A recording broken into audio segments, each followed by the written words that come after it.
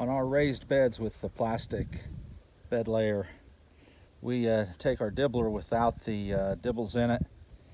We go back over before we dibble the holes and we roll it. What that does is our bed layer has a little bit of a curve in the bed layer. Some are flat, some are curved. What this does is, since we run our drip tape on top, we learned after the first season, don't put it underneath.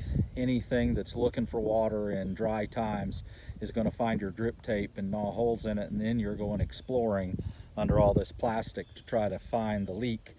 So especially for our garlic, we'll just lay it, after the garlic comes up, we'll just lay it right down the middle. And then with this flat, the garlic or the water will find the holes. And so it's a win-win.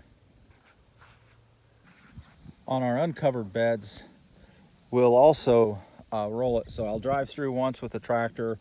It'll establish the little bit of a raised bed after it's tilled.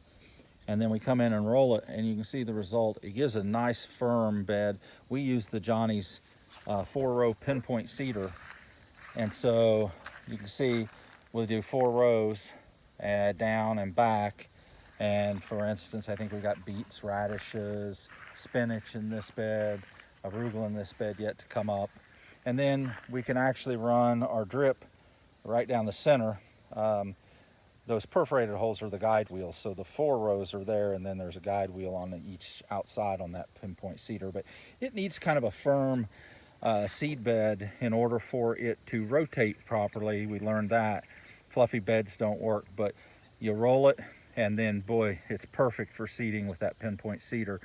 Also, to hold down our tarps, since we're palletized with our pallet forks, anything you got sitting on a pallet works great. You just bring it in, set it down on the corners, and you don't have to sit there and wrestle sandbags or blocks or wood or anything.